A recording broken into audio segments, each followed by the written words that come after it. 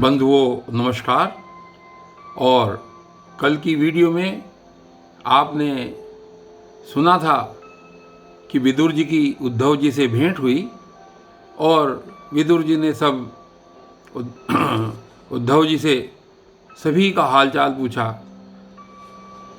और उसके बाद आगे फिर कहते हैं चलते हैं आगे। और विदुर जी ने फिर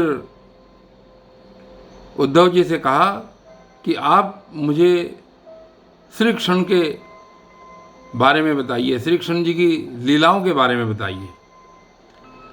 तो आज यहाँ पर इस एपिसोड में सुखदेव जी बताते हैं कि जब उद्धव जी ने इस प्रकार कहा तो आगे बताते हैं कि श्री कृष्ण से संबंध रखने वाली बातें पूछी तो वो एकाएक उनका कोई भी जवाब नहीं दे सके। उनको जिस समय विदुर जी ने पूछा तो उद्धव जी का हृदय एकदम भर आया, उनका गला रुंध गया एकदम, जैसे व्यक्ति को किसी की अचानक याद आ जाती है तो मनुष्य भावावेश में आकर कोई उत्तर नहीं दे पाता। तो ऐसे ही हाल उद्धव जी का हुआ और उद्धव जी प्रेमावेश में एकदम कुछ भी नहीं बोल सके।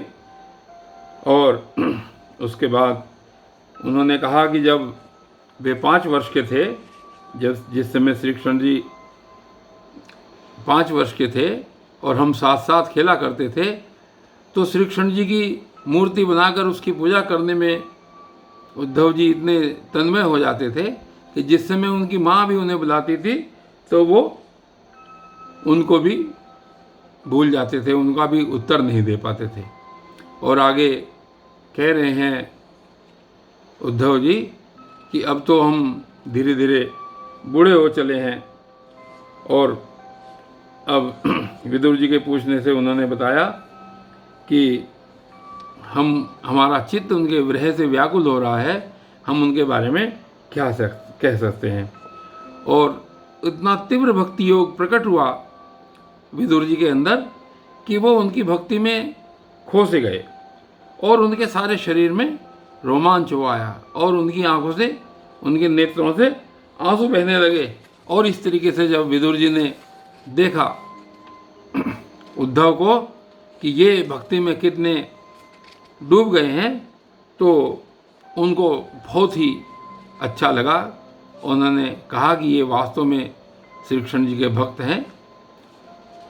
और उसके बाद जब धीरे धीरे उद्धव जी को एक प्रकार से उनकी चेतना लौटी तो वो धीरे धीरे इस संसार में आए और अपने नेत्रों का जल पहुँचते हुए, अपने आंसू पहुँचते हुए उन्होंने भगवान श्री कृष्ण के बारे में बताना शुरू किया। तो अब यहाँ पर भगवान श्री कृष्ण के बारे में विदुर जी को बता रहे हैं उद्धव जी कि श्री कृष्ण रूप सूर्य के छिप जाने से हमारे घरों को ऐसा हो गया है जैसे काल रूपी अजगर ने खा लिया हो और हम लोग बिल्कुल श्रीहीन से हो गए हैं। और यह मनुष्य बड़ा अभागा है और इसमें भी यादव तो नितांत ही भाग्यहीन है जो अपने बीच में श्री कृष्ण जी को देखकर भी उनको केवल एक साधारण मनुष्य ही समझते रहे। और उन्होंने कहा कि जिस तरीके से अमृत में चंद्रमा के समुद्र में रहते हुए मछलियाँ उन्हें नहीं पहचान सकी थी, इसी प्रकार जो ये यादव लोग हैं ये भी भगवान श्री कृष्ण को पहचान नहीं सके। और आगे कहते हैं कि वो तो समस्त विश्व के आश्रय सर्वांतर्यामी श्री कृष्ण एक ऐसे श्रेष्ठ व्यक्ति थे, लेकिन यादवों ने उन्हें नहीं पहचाना। और उन्होंने कहा कि लेकिन फिर भी भगवान की माया से मोहित इन यादवों को और इनके व्यर्थ का बैर ठानने वाले शिशुपाल आदि के अवहेलना और निंदा सूचक वाक्यों से भगवत प्राण महानुभावों की बुद्धि भ्रम में नहीं पड़ती थी। जिन्होंने कभी तप नहीं किया उन लोगों को भी इतने दिनों तक दर्शन देकर उनकी दर्शन लालसा को तृप्त किए बिना ही श्री भगवान अपने श्री विग्रह को छिपाकर अंतर्धान हो गए हैं। यानी यहाँ तक अभी तक भगवान श्री कृष्ण के बारे में विदुर जी को यही बता रहे हैं उद्धव जी कि अब भगवान श्री कृष्ण अपने श्री विग्रह को छिपाकर अंतर्धान हो गए हैं। और कहते हैं कि आप तो जानते ही हैं कि धर्मराज युधिष्ठिर के राजसूय यज्ञ में जब भगवान के उस नयन अभिराम रूप पर लोगों की दृष्टि पड़ी, तब त्रिलोकी ने यही माना कि मानव सृष्टि की रचना में विधाता की जितनी चतुराई है वो सब इसी रूप में है। और उनके प्रेमपूर्ण हास्य विनोद और लीला में चितवन से सम्मानित होने पर ब्रजबालाओं की आंखें उन्हीं की ओर लग जाती थी और उनका चित्त भी ऐसा तल्लीन हो जाता था कि वे घर के काम धंधों को अधूरा ही छोड़कर जड़ पुतलियों की तरह खड़ी रह जाती थी। चराचर जगत और प्रकृति के स्वामी भगवान ने जब अपने शांत रूप महात्माओं को अपने ही घोर रूप असुरों से सताए जाते देखा, तब वे वरुणा से द्रवित हो गए, वरुणा रूप भाव से द्रवित हो गए और अजन्मा होने पर भी उन्होंने अपने अंश बलराम जी के साथ जैसे काष्ठ में अग्नि उत्पन्न हो जाती है, इसी प्रकार वो उत्पन्न हुए। और अजन्मा होकर भी वसुदेव जी के यहाँ जन्म लेने की लीला करना, सबको अभय देने वाले होने पर भी मानो कंस के भय से ब्रज में जाकर छिप जाना और अनंत पराक्रमी होने पर भी काल यवन के सामने मथुरापुरी को छोड़कर भाग जाना, ये भगवान की सब लीलाएं जब याद आती हैं तो मुझे बड़ी बेचैनी होती है।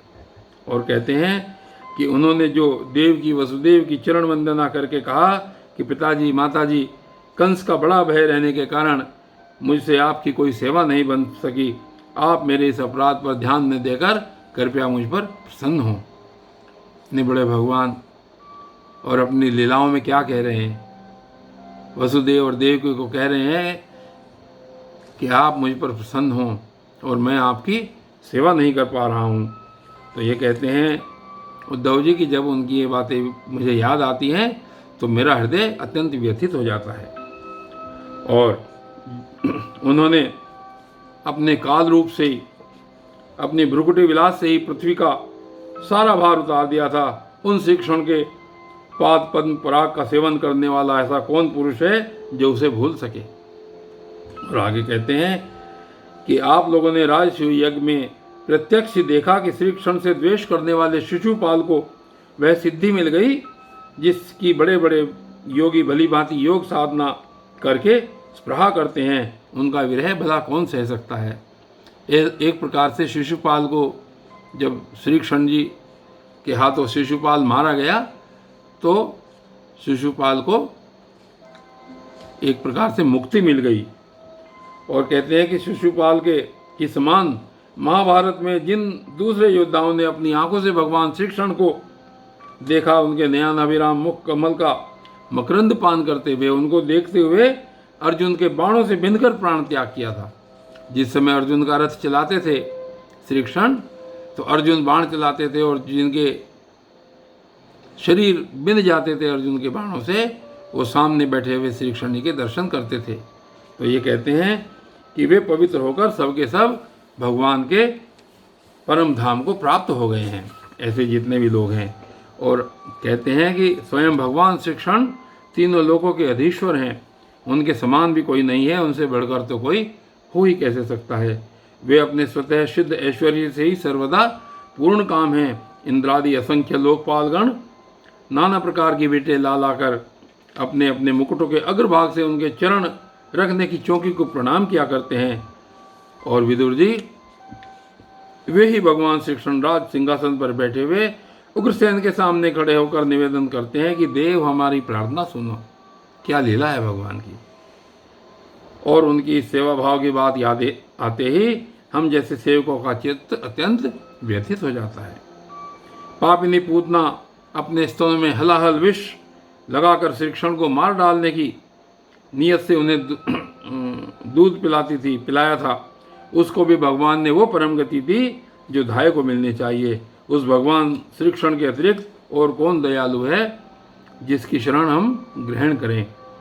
मैं असुरों को भी भगवान का भक्त समझता हूँ, क्योंकि वैर भाव जनित क्रोध के कारण उनका चित्त सदा श्री कृष्ण में लगा रहता था। समझा रहे हैं यहाँ पर विदुर जी को। उद्धव जी कहते हैं कि जैसे किसी दुश्मन को अगर हम याद करते रहें तो हमारा चित्त उस दुश्मन में लगा रहता है। इसी तरीके से मैं असुरों को भी बड़ा भाग्यवान समझता हूँ कि श्री कृष्ण का वैरी होने के कारण उनका चित्त सदैव श्री कृष्ण में लगा रहता था। और उन्होंने रणभूमि में सुदर्शन चक्रधारी भगवान को कंधे पर चढ़ाकर झपटते हुए गरुड़ जी के दर्शन हुआ करते थे। ब्रह्मा जी की प्रार्थना से पृथ्वी का भार उतारकर उसे सुखी करने के लिए कंस के कारागार में वसुदेव देवकी के यहाँ भगवान ने अवतार लिया था।